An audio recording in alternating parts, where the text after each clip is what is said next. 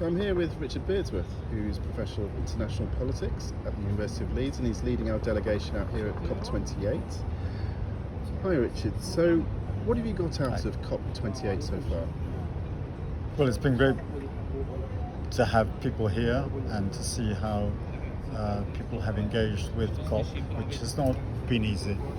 It is quite overwhelming, and it's been really interesting to follow through with people, how they have engaged with the process. So there's that, and I think that's important for University of Leeds and for the team it sends and for what we also take back to the university.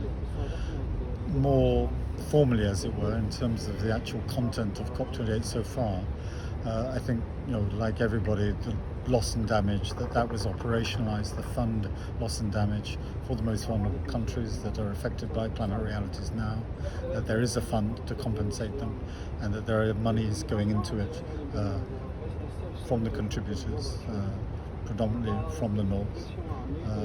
That is very important, and I think with that also, in the last 2 days, the global methane pledge is now extended to 150 countries, with strong methane producing countries like Kazakhstan.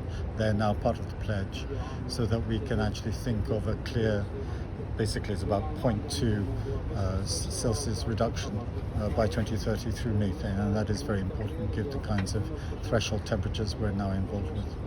So I would say those two so far. Okay, it's great to hear of those positive developments. I guess in terms of the outcomes you're looking for from COP28, what would they be? Well, again, I think this is common knowledge in many ways. This is a fossil fuel COP. It's being hosted by a petrostate. The Global Stocktake Summary Report and other reports from the IEA have made it very clear that further excavation and use of fossil fuels is not going to help the situation with regard to getting to 1.5 Celsius aligned behaviour across the world as a whole. And we know that this year the production and use of fossil fuels has continued to accelerate. So the real question is, can one get the phasing out of fossil fuels and the scheduling of that phasing out in some kind of decision by the end of the 2 weeks? And it's a political struggle of enormous import, and we'll see what is possible. For the moment, it seems like there will be some kind of allusion to fossil fuels, but exactly what is the whole issue at hand. Yeah, and thank you. And lastly, I guess with your specialism being politics, what have you found most striking politically so far at this event?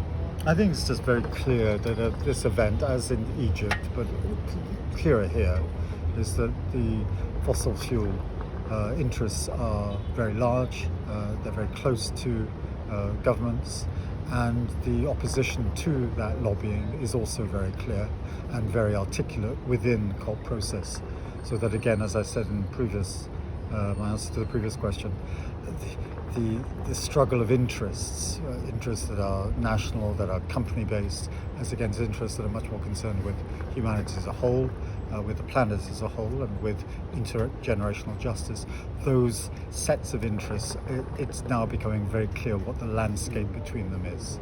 And I think that it is a political issue. It's not just a science issue, it's not just a policy issue, it is a political issue. And that has been very important to me as I have observed what's going on. Great, thank you very much.